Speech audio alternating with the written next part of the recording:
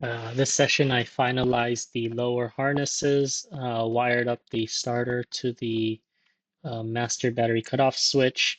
I sealed the threads of all the oil pipes, and then I attempted the passenger seat. The seat belts were straightforward. I just had to get washers last time since I was missing some, and then I finished those up. I attached the power cable to the starter motor. This one runs from the master battery cutoff switch. If you have that, it's just zip tied in the engine bay. It's a red wire. I attached it to the starter.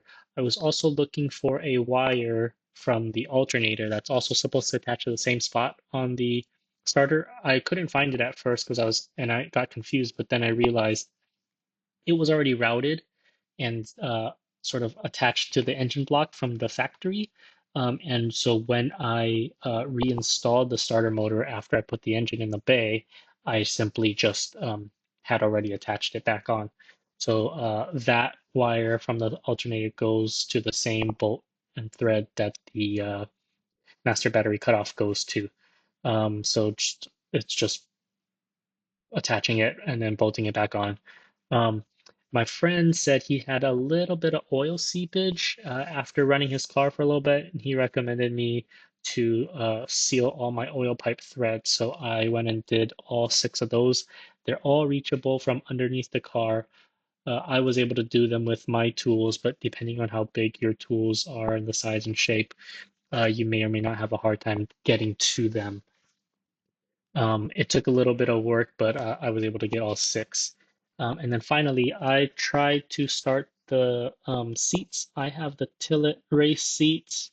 So they bolt onto, I started with the passenger side, which is the fixed one. They bolt onto these two rails, and then you put the rails in the chassis, and then you bolt them from underneath.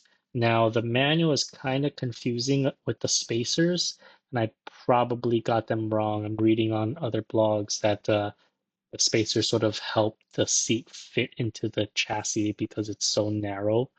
So I probably have to redo that. I tried to use, oh, the other thing is the manual has the seats attached to the chassis from underneath using cap head screws.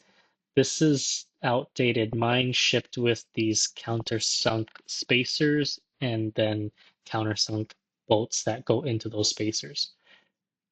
Those countersunk bolts, they'll seem a little bit short to go from underneath into the rail.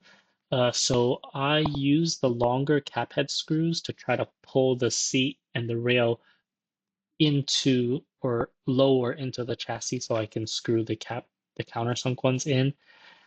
That worked. However, one of the bolts seemed to have cross-threaded and I can't tighten it, nor can I back it out. So that's a little bit of trouble. I will probably have to drill it out the next session, and then get a new cap head screw because I need that cap head screw for the driver's side seat. Um, I may look into getting longer countersunk bolts as well if I'm at the hardware store anyways. But I think the fact that my rails don't go all the way down in the chassis probably has to do with my spacer configuration. So I will try to figure that out for next session.